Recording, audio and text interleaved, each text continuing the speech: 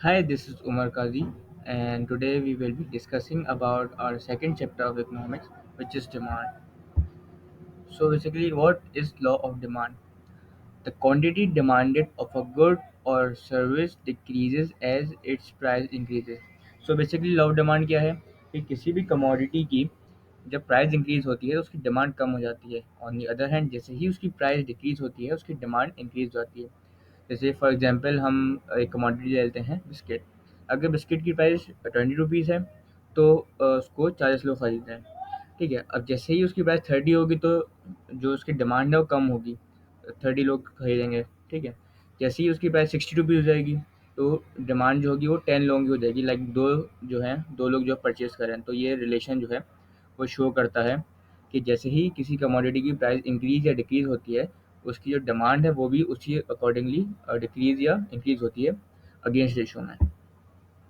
Then ये schedule हमें दिखा रहा है कि एक कमोडिटी है, उसकी प्राइस जब 10 रुपीज़ थी तो उसकी कोई डिमांड नहीं थी। जैसे ही उसकी प्राइस 8 रुपीज़ हुई तो उसकी डिमांड बढ़ के 2 हो गई। फिर जैसे ही उसकी प्राइस फर्दर नीचे आई, 6 रुपीज़ हुई तो उसकी डिमांड और बढ़ गई। ऑन दी अदर हैंड अगर आप उसको थोड़ा सा अपोजिट रेशियो में देखें, जैसे ही प्राइस बढ़ती गई इसकी डिमांड कम होती गई। Then factors affecting demand. कुछ फैक्टर्स हैं जो कि डिमांड को अफेक्ट करते हैं, जैसे कि price, income, taste and preferences, substitute, population, seasonality, expectation. ठीक है, अब प्राइस में क्या होता है, an increase in price leads to decrease in demand. ठीक है, हमने जो पीछे बात की, जैसे ही किसी कमोडिटी की प्राइस में इंक्रीज या डिक्रीज आता है उसके अकॉर्डिंगली डिमांड का शिफ्ट होता है। तो डिमांड का जो है वो चेंज होता है। तो उसको ये जो है ये रिलेशन प्राइस से शो करता है। इसको इजी वर्ड में ऐसे ही देख लें कि किसी कमोडिटी की प्राइस इंक्रीज होगी तो उसकी डिमांड डिक्रीज होगी, simple. Then income, an increase in income leads to an increase in demand for normal goods. ठीक है, अब यहाँ पे हमें वर्ड समझने की ज़रूरत है, नॉर्मल गुड्स। नॉर्मल गुड्स क्या होते हैं कि जो हमारे लग्जरी आइटम्स होते हैं। ठीक है, अब क्या होता है इसमें कि जब किसी भी पर्टिकुलर हाउस होल्ड की या पर्टिकुलर पर्सन की इनकम इंक्रीज होती है तो उसकी जो है लग्जरीज में जो है स्पेंडिंग बढ़ जाती है। फॉर एग्जाम्पल एक हाउस होल्ड था, अब उसकी बहुत लिमिटेड इनकम थी तो क्या है वो लग्जरीज में नहीं आते, वो नॉर्मल गुड्स में नहीं अपनी डिमांड लाइक नॉर्मल गुड्स को नहीं डिमांड करते हैं, वो अपने डे टू डे एक्टिविटी में रहेंगे। जैसे ही उनकी जो है इनकम बढ़ती है तो फिर वो लग्जरीज पे जाते हैं, फॉर एग्जांपल सिनेमा जा रहे हैं या किसी फैंसी रेस्टोरेंट जा रहे हैं। तो ये जो है इनकम जो है ये रिलेशन शो करता है। Then taste and preferences. ठीक है, change in consumer preferences can increase और डिक्रीज इन डिमांड। सही है, इसको ऐसे ले लेते हैं कि जैसे एक हाउस होल्ड है, अब वो नॉर्मली वाइट शुगर यूज़ करते हैं अपनी कोई भी एक्टिविटी ले लें आप, लाइक जो टी में या फिर किसी भी चीज़ में वो शुगर यूज़ करते हैं, वाइट शुगर। अब क्या है, उन्होंने जिम ज्वाइन किया या उन्होंने थोड़ा हेल्थ कॉन्शियस हुए तो क्या हुआ कि उन्होंने कहा कि यार वाइट शुगर तो बहुत लाइक वो है, हेल्थ के लिए सही नहीं है। तो उन्होंने क्या किया, उन्होंने ब्राउन शुगर पे शिफ्ट कर दिया। ठीक है, अब इससे क्या होगा कि उनकी टेस्ट और प्रेफरेंसेस चेंज हुई। पहले वाइट शुगर में थी तो उसकी डिमांड ज़्यादा थी, जब वो ब्राउन शुगर में गए तो क्या हुआ कि ब्राउन शुगर की डिमांड बढ़ गई और वाइट शुगर की डिमांड डिक्रीज हो गई। सही है, तो ये जो है वो रेफरेंस शो करता है। Then substitute, availability of substitute can decrease in demand. ठीक है, अब एक कोई भी कमोडिटी है, उसकी प्राइस फॉर एग्जांपल 50 रुपीज़ है। ठीक है, अब क्या है कि उसकी जो अल्टरनेट कमोडिटी है जब वो 30 रुपीज़ में मिल रही है तो जो है बहुत सारे जो लो इनकम कंज्यूमर्स होंगे वो जो है सस्ती चीज़ पे जाएंगे ऑब्वियसली। हाँ, आप और मैं भी होंगे, कोई एक कमोडिटी है या कोई एक चीज़ है वो हमें सेम क्वालिटी डिफरेंट रेट्स में मिल रही है तो हम ऑब्वियसली सस्ती चीज़ पे जाएंगे। तो सब्स्टिट्यूट्स का ये होता है कि substitutes in any case in price भी कह सकते हैं, अगर आपकी मार्केट में सब्स्टिट्यूट मौजूद हैं तो आप उसकी तरफ शिफ्ट करोगे ही। Then population, an increase in population can increase in demand. Obviously अब एक एरिया है वहाँ पे 10 लोग रहते हैं तो वहाँ पे कोई पर्टिकुलर चीज़ को फॉर एग्जांपल हम सॉल्ट का पैकेट ले लेते हैं तो वो 10 लोग जो हैं वो एक सॉल्ट का पैकेट यूज़ कर रहे थे। अब उसी जगह पे 50 लोग आ जाते हैं या पॉपुलेशन इंक्रीज हो जाती है तो वो 5 सॉल्ट के पैकेट यूज़ करेंगे। तो ऑब्वियसली जैसे ही पॉपुलेशन हमारी इंक्रीज होगी हमारा जो है डिमांड वो किसी भी कमोडिटी को लेके इंक्रीज होगी। देन अगला है seasonality, demand can very depending on their time of the year. ठीक है, ऑब्वियसली हमें ये बात पता है कि सीज़न टू सीज़न बहुत सी कमोडिटीज़ वर्क करती हैं। फॉर एग्जांपल सर्दियों में हम ड्राई फ्रूट्स वगैरह खाते हैं और गर्मियों में हम कोल्ड ड्रिंक्स वगैरह का इस टाइप का इस्तेमाल करते हैं। तो वैसे ही है, या आइसक्रीम्स वगैरह का। तो वैसे ही है कि सीज़न टू सीज़न जो है डिमांड वेरी करती है जो सीजनल प्रोडक्ट्स होती हैं। Then expectation, consumer expectation about future prices और अवेलेबिलिटी कैन अफेक्ट डिमांड। सही है। इसका ऐसे एग्जांपल ले लेते हैं हम कि अभी रात के 10 बजे है, सही है। अब क्या है कि न्यूज़ आती है कि 12 बजे के बाद लाइक नेक्स्ट डेट पे पेट्रोल के प्राइसेस इंक्रीज़ हो रहे हैं, ठीक है। अब क्या है, कंज्यूमर को एक फ्यूचर इन्फॉर्मेशन मिल गई या फिर किसी की फ्यूचर एक्सपेक्टेशन दी कि भाई प्राइसेस बढ़ेंगे पेट्रोल के कल से। तो क्या है, उसने जाते ही अभी कोई डिमांड नहीं, नॉर्मल चल रही थी, मतलब डिमांड तो होती है ऑब्वियसली, लेकिन एक नॉर्मल चल रहे हैं। जैसे ही इन्फॉर्मेशन बाहर आई या कंज्यूमर्स को पता लगा कि पेट्रोल के प्राइसेस बढ़ रहे हैं, तो उन्होंने 12 बजे से पहले जाके अभी फ़ौरन जाके अपनी अपनी जो है टैंक्स जो है अपने व्हीकल्स के वो फुल करवा लिए। तो इससे क्या शो कर रहे हैं कि भाई हमें फ्यूचर की जैसी ही पता लगी, तो हमने वो चीज़ पहले ही बाय कर ली जैसी फ्यूचर की एक्सपेक्टेशन पता लगी। और ऑन दी अदर हैंड अगर देखें हम, कोई चीज़ 12 बजे के बाद सस्ती हो रही है तो लोग अभी नहीं खरीदेंगे, 12 बजेंगे उसके बाद फ़ौरन जाएंगे। तो ये रिलेशन ये शो करता है। Then change in quantity demanded and change in demand, ठीक है। अब इसका एक बहुत लोग जो है कंफ्यूज होते हैं इसमें। बहुत सिंपल सा है। चेंज इन क्वांटिटी डिमांड क्या होती है? A change in quantity demanded in response to a change in price, ठीक है। किसी भी कमोडिटी की डिमांड चेंज होती है ड्यू टू प्राइस, ठीक है। एक फैक्टर है प्राइस का, अभी हमने पीछे पढ़े बहुत सारे फैक्टर्स। तो वैसे ही जो पर्टिकुलरली प्राइस की वजह से चेंज होती है, उसकी डिमांड कम होती है ज़्यादा होती है, तो उसको हम बोलते हैं क्वांटिटी डिमांडेड। और अदर देन फैक्टर्स, जो अदर देन फैक्टर्स होते हैं जो है डिमांड को चेंज करते हैं, डिमांड को चेंज करते हैं, उनकी बात हो रही होती है तो चेंज इन डिमांड होता है। इसकी डेफिनेशन क्या लिखी है? A change in demand due to a change in a factor other than price, ठीक है। अभी हमने फैक्टर पढ़े, यहाँ पे फैक्टर्स पढ़े, इसमें नंबर वन फैक्टर क्या था? प्राइस। इसके अलावा कोई जितने भी रीजन हैं ये सब चेंज इन डिमांड को फॉलो करेंगे। और अगर पर्टिकुलरली प्राइस की बात हो रही है तो चेंज इन क्वांटिटी डिमांड को बोलेंगे, ठीक है। देन टाइप्स ऑफ डिमांड, तीन तरीके की टाइप्स होती हैं: डायरेक्ट डिमांड, ड्राइव डिमांड और कंपोजिट डिमांड, ठीक है। Direct demand, demand for a product that is directly related to its price, ठीक है। अब किसी भी कमोडिटी की डिमांड है वो डायरेक्टली उसकी प्राइस से रिलेटेड है। फॉर एग्जांपल कॉफ़ी की डिमांड बढ़ गई, अब कॉफ़ी की डिमांड और कॉफ़ी की प्राइस आपस में लिंक्ड है ऑब्वियसली। अब कॉफ़ी जो है कॉफ़ी की डिमांड बढ़ेगी तो उसकी प्राइस ऑटोमेटिकली बढ़ जाएगी। इसमें डायरेक्ट डिमांड है, इसमें कोई ऐसी वो बात नहीं है। ड्राइव डिमांड जब हम पढ़ेंगे तो हमें और इसका रिलेशन आ जाएगा सही से। ड्राइव डिमांड क्या है? Demand for a product that is drive from the demand for another product, ठीक है। सेम एग्जांपल है कॉफ़ी की। अब कॉफ़ी की डिमांड बढ़ी है, ठीक है, तो उसकी वजह से क्या होगा? जो है कॉफ़ी बीन है उसकी जो है वो भी डिमांड बढ़ जाएगी। अब कंज्यूमर डायरेक्टली तो कॉफ़ी बीन की डिमांड नहीं कर रहा, क्योंकि उसको कॉफ़ी बीन तो नहीं चाहिए, उसको कॉफ़ी चाहिए। लेकिन जब वो कॉफ़ी डिमांड कर रहा है और कॉफ़ी बनती कॉफ़ी बीन से, तो इनडायरेक्टली कॉफ़ी बीन की डिमांड भी बढ़ गई, समझ रहे हैं? तो ये होता है indirect demand. On the other side जब हमने डायरेक्ट डिमांड पढ़ी उसमें हमने डायरेक्टली कॉफ़ी की बात की, तो वो डायरेक्ट डिमांड हो गई। Composite demand, demand for a product that has multiple uses, example demand for wheat, हाँ sorry, demand for wheat, for bread, pasta, ठीक है। अब इसमें क्या है, कोई भी कमोडिटी है उसकी मल्टीपल यूजेज हैं। जैसे व्हीट है वो बहुत सारी चीज़ों में यूज होता है, वो ब्रेड बनाने के लिए, वो रोटी बनाने के लिए, या एनिमल फीड के लिए। तो इसका ये रिलेशन है सिंपल, कोई भी कमोडिटी है इसकी मल्टीपल यूजेज हैं तो वो कंपोजिट डिमांड में आएगा। Then individual demand versus market demand. Individual demand, demand for a good or a service by a single consumer, ठीक है। सिंपल सी बात है, अगर आप और मैं इस बात का किसी चीज़ की डिमांड करते हैं तो एज अ सिंगल कंज्यूमर तो वो इंडिविजुअल डिमांड होगी। ऑन दी अदर साइड अगर पूरी मार्केट डिमांड करती है या बहुत मल्टीपल पीपल डिमांड करते हैं, मल्टीपल कंज्यूमर डिमांड करते हैं, तो वो मार्केट डिमांड होगा।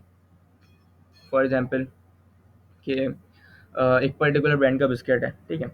अब क्या है कि वो मैं इंडिविजुअली डिमांड कर रहा हूँ कि दुकानदार के पास जाके भाई मुझे बिस्किट चाहिए, तो क्या होगा? इंडिविजुअल डिमांड है। अब वो मोस्ट प्रोबेबली मेरे लिए ऑर्डर करे या ना करे वो उसके ऊपर है, ठीक है। अगर मेरा पूरा एरिया उस दुकान में या उस इलाके की सारी दुकानों में जाता है कि भाई ये वाले बिस्किट चाहिए, ये वाली कमोडिटी चाहिए, अब देखा डिमांड बढ़ गया, मार्केट डिमांड, पूरा एरिया डिमांड कर रहा है, ठीक है, मल्टीपल लोग डिमांड कर रहे हैं, तो क्या होगा कि वो रख भी लेगा इस चीज़, मोस्ट प्रोबेबली वो रख भी सकता है हमारी जो है वो कमोडिटी। तो बेसिकली मार्केट डिमांड और इंडिविजुअल डिमांड का डिफरेंस यही है, ठीक है। Types of elasticity of demand, ठीक है। Price elasticity, measure how responsive quantity demand is to change in price, ठीक है। इसमें क्या है, इसमें हम ये चेक करते हैं या कैलकुलेट करते हैं कि प्राइस के बढ़ने से क्वांटिटी डिमांडेड में या डिमांड में कितना फ़र्क आया। प्राइस इलास्टिसिटी ये रिप्रेजेंट करती है। Then arc elasticity, arc elasticity क्या होती है, दो डिमांड कर्व जो अभी हमने जैसे पीछे देखा, डिमांड कर्व में दो पर्टिकुलर पॉइंट के बीच की जो इलास्टिसिटी मालूम करते हैं हम, वो आर्क इलास्टिसिटी में आता है। Then point elasticity of demand क्या होता है, वो पर्टिकुलर किसी एक पॉइंट की इलास्टिसिटी को हम मालूम करें या कैलकुलेट करें तो वो पॉइंट इलास्टिसिटी ऑफ डिमांड होता है। Then income elasticity of demand क्या है, इनकम इलास्टिसिटी ऑफ डिमांड जैसे प्राइस का था वैसे ही है कि इनकम इंक्रीज होने से डिमांड कर्व पे क्या फ़र्क आ रहा है। इनकम इंक्रीज हो रही है तो जैसे हमने पीछे पढ़ा कि नॉर्मल गुड्स में जैसे ही इनकम इंक्रीज होती है नॉर्मल गुड्स की डिमांड भी इंक्रीज हो जाती है। तो वैसे ही ये रिलेशन बताता है कि ये कैलकुलेशन हम इसमें करते हैं कि जैसे ही इनकम इंक्रीज हुई तो डिमांड में क्या शिफ्ट आया। Then cross price elasticity of demand, इसमें क्या है कि किसी एक पर्टिकुलर कमोडिटी की प्राइस इंक्रीज होती है तो उसके सब्सिट्यूट के डिमांड पे क्या फ़र्क पड़ता है। फॉर एग्जांपल कोका कोला, सही है, कोका कोला की डिमांड बढ़ी तो उसका जो सब्सिट्यूट है, फॉर एग्जांपल कोला नेक्स्ट या कोई कोई सी भी कोला होती है, तो उसकी सॉरी हाँ, तो कोका कोला की जब डिमांड बढ़ी हमारी, सॉरी सब प्राइस बढ़ी, कोका कोला की जब हमारे पास प्राइस बढ़ी तो जो उसका सब्सिट्यूट गुड है व्हाट्सोएवर कोला, तो उसकी डिमांड में कितना इंक्रीज़ आया। अब आप जाएंगे मार्केट में और कोका कोला फॉर एग्जांपल 50 रुपये की मिलती थी, सही है। अब क्या हुआ कि जब वो 100 रुपये की हो गई तो आप क्या करेंगे भाई, 50 रुपये में कोई और कोका कोला है, आपके पास जेब में 50 रुपये हैं, तो आप क्या करेंगे, दूसरी ब्रांड की कोला ख़रीद लेंगे। तो ये रिप्रेजेंट करता है आपका सिंपल क्रॉस प्राइस इलास्टिसिटी कि एक कमोडिटी, एक चीज़ की डिमांड उसकी सॉरी एक चीज़ की जब प्राइस इंक्रीज़ होती है तो उसकी सब्सिट्यूट की डिमांड को कैसे अफेक्ट करता है। On the other and price increase होगी तो सब्सिट्यूट की डिमांड भी डिक्रीज़ हो जाएगी, तो ये होता है। Advertising elasticity of demand measure how responsive quantity demanded is to change in advertising expenditure, ठीक है। एडवर्टाइजिंग एक्सपेंडिचर के बाद जो है किसी भी कमोडिटी के ऊपर हमने एडवर्टाइजमेंट की या उसकी मार्केटिंग की व्हाट्सएवर, तो उसके बाद जो है उसकी डिमांड में कैसा क्या बोलते हैं कर्व शो हुआ, तो एडवर्टाइजिंग इलास्टिसिटी में हम ये मेजर करते हैं, ठीक है। अब ये मैं डेफिनेशन आपको नहीं पढ़ के सुनाई, तो एक दफ़ा पढ़ देता हूँ और कॉन्सेप्ट को रिकॉल कर लेते हैं। Price elasticity of demand measure how responsive quantity demanded is to change in price, ठीक है। इसमें प्राइस और क्वांटिटी डिमांडेड का रिलेशन को हम स्टडी करते हैं। आर इलास्टिसिटी ऑफ डिमांड क्या है, measure elasticity between two specific points on demand curve, दो पर्टिकुलर पॉइंट्स को, उनकी चेंज को जो है उसको स्टडी करते हैं हम आर इलास्टिसिटी में। पॉइंट इलास्टिसिटी में क्या होता है, measure elasticity at a specific point on the demand curve, ठीक है। एक पर्टिकुलर पॉइंट की इलास्टिसिटी हम मालूम करें तो उसको पॉइंट इलास्टिसिटी ऑफ डिमांड कहते हैं, ठीक है। इन सॉरी कैलकुलेट करें तो इनकम इलास्टिसिटी ऑफ डिमांड क्या है, measure how responsive quantity demand is to change in income, सही है। इसमें क्या है कि पर्टिकुलर इनकम बढ़ने के बाद डिमांड में क्या डिमांड कर्व में क्या शिफ्ट आता है, क्या बोलते हैं इफेक्ट करती है। क्रॉस प्राइस इलास्टिसिटी में क्या था, measure how responsive quantity demanded of one good is to change in the price of another good, ठीक है। इसके दो ये वाला मतलब भी हो सकता है, दूसरा भी हो सकता है। फॉर एग्जांपल कि एक कमोडिटी की डिमांड बढ़ रही है तो दूसरी कमोडिटी की प्राइस पे क्या फ़र्क आ रहा है, या एक कमोडिटी की प्राइस बढ़ रही है तो दूसरी जो सब्सिट्यूट गुड है उसकी डिमांड पे क्या फ़र्क आ रहा है। अगर फॉर एग्जांपल कोई, इसको मैं एक दफ़ा वापसी एक्सप्लेन कर रहा हूँ, अगर कोई ब्रांड का बिस्किट है उसकी डिमांड बहुत ज़्यादा बढ़ गई है तो उसको सब्सिट्यूट ब्रांड होगा वो प्राइस कम कर देगा, क्यों, ताकि जो कंज्यूमर है वो सस्ता बिस्किट भी ले, सही है। वो जो है एक हमारी नेचर है कि हम सस्ती चीज़ की तरफ पहले आते हैं, तो वो क्या करेगा कि वो अपनी प्राइस कम कर देगा ताकि उसकी डिमांड में भी इंक्रीज़ है। यानी advertising expenditure sorry advertising elasticity of demand कहती है measure how responsive quantity demand is to change in advertising expenditure, ठीक है। एडवर्टाइजिंग एक्सपेंडिचर के बाद जो जो हमारा चेंज आता है डिमांड कर्व में वो उसको शो करते हैं। प्राइस इलास्टिसिटी ऑफ डिमांड, ठीक है। अब क्या है, measure how responsive demand is to change in price, ठीक है। वापसी भी डेफिनेशन के एक पर्टिकुलर प्राइस की चेंज से उसकी डिमांड पे क्या फ़र्क आया। टाइप्स ऑफ इलास्टिसिटी क्या होती है, elastic, inelastic, unit elastic and perfectly elastic. Then factors affecting elasticity के अवेलेबिलिटी ऑफ सब्स्टिट्यूट, इनकम और टाइम, ठीक है। अवेलेबिलिटी ऑफ सब्स्टिट्यूट क्या है कि भाई एक पर्टिकुलर चीज़ का सब्स्टिट्यूट अवेलेबल है तो उसकी प्राइस और डिमांड पे बहुत इफेक्ट आता है, जैसे कि अभी हमने पीछे पढ़ा cross price elasticity of demand में। सही है। और इनकम पे भी बहुत वो मेजर करता है कि ऑब्वियसली अब इनकम बढ़ती है, इनकम कम होती है, तो किसी भी कमोडिटी की प्राइस पे क्या फ़र्क आता है। Types of elastic demand, perfectly elastic, a small change in price leads to an infinite change in quantity demanded. ठीक है, इसमें क्या है कि एक कमोडिटी की प्राइस में थोड़ा सा फ़र्क आया, लेकिन उसकी क्वांटिटी डिमांड में बहुत ज़्यादा फ़र्क आ गया। फॉर एग्जांपल, कोई कमोडिटी है, सपोज हम वीट को कंसिडर कर लेते हैं। वीट क्या है, वीट या चलो हाँ वीट कर लेते हैं। ठीक है, अब वीट क्या है, वीट जब 80 रुपीज़ की थी तो उसकी डिमांड थी 10 kg। सही है, जैसे ही वीट को थोड़ी सी कम हुई, 75 रुपीज़ पर केजी आई, तो उसकी डिमांड क्या हुई, 100 kg हो गई, समझ रहे हैं। तो जैसे ही हल्की सी प्राइस में ऊपर नीचे होता है और उसकी चेंज क्या होता है, बहुत ज़्यादा फर्क आ जाता है डिमांड में, तो परफेक्टली इनइलास्टिक होता है, सॉरी परफेक्टली इलास्टिक होता है। देन परफेक्टली इलास्टिक डिमांड क्या होती है, a change in price has no effect on quantity demanded. ठीक है, अब ये किन पे अप्लाई होता है, बहुत नेसेसरी जो गुड्स होती है ना, एक हाउस होल्ड की बिल्कुल एक ग्रॉसरी आइटम कह लें या बिल्कुल एक जान हो गई, तो वो वाला कॉन्सेप्ट है इसमें। जैसे हम आटे को ले लेते हैं, ठीक है, इसमें क्या होता है कि अगर प्राइसेस में इंक्रीज या डिक्रीज होता है तो उसकी क्वांटिटी डिमांड में कोई फर्क नहीं आता। फॉर एग्जांपल, अगर आटा है 100 रुपये किलो है आटा, ठीक है, अब क्या है, वो आटा 110 रुपये किलो होगा, तो लोग आटा लाना तो नहीं छोड़ेंगे, रोटी खाना भी नहीं छोड़ेंगे, तो उसकी क्वांटिटी डिमांड में कोई फर्क नहीं आया। तो ये होता है, तो ये रिप्रेजेंट करता है। Then unit elastic demand, a change in price a change in price leads to a proportionate change in quantity demand है। ठीक है, जितनी प्राइस इंक्रीज हुई उतनी ही डिमांड कम हुई, या जितनी प्राइस कम हुई उतनी ही डिमांड बढ़ी। तो इसका ये होता है, बिल्कुल लाइक प्रोपोर्शन में चलता है ये। Then elastic demand, a change in price leads to a more than proportionate change in quantity demanded. ठीक है, इसमें क्या है कि उसके रेशो से जो है, जो इतनी प्राइस बढ़ी है उसके रेशो जो है उसका एक इक्वल रेशो होता है ना, उसके रेशो से ज़्यादा उसकी डिमांड में फ़र्क है। फॉर एग्जांपल, अगर प्राइस 10% बढ़ी है तो उसकी डिमांड 20% कम हो गई, या प्राइस जो है वो 20% कम हुई तो डिमांड 40% ज़्यादा बढ़ गई। तो उसके जो है वो एक प्रॉपर रेशो में नहीं चलता। और ऑन दी अदर हैंड, जब हम यूनिट इलास्टिक पढ़ रहे थे तो उसमें क्या है, अगर प्राइस 10% इंक्रीज है और डिमांड 10% डिक्रीज होगी, बिल्कुल रेशो में चलेगा। Then inelastic demand, a change in price leads to a less than proportionate change in quantity demanded. सही है, इसमें क्या है कि जो है आपका प्राइस का जो भी इंक्रीमेंट या कम होगी, प्राइस इंक्रीज होगी या डिक्रीज होगी, उसका इफेक्ट जो डिमांड पे होगा उसके रेशियो से कम पे लगेगा। फॉर एग्जांपल, अगर 10% किसी चीज़ की प्राइस इंक्रीज होती है तो डिमांड जो है वो 5% डिक्रीज हो, या किसी चीज़ की जो है किसी कमोडिटी की प्राइस 10% डिक्रीज हो तो उसकी डिमांड जो है वो 5% इंक्रीज हो। सही है, बिल्कुल रेशियो में नहीं है, तो इसको ये रिप्रेजेंट करता है। Thank you for watching and subscribe for upcoming lectures. Have a nice day, bye.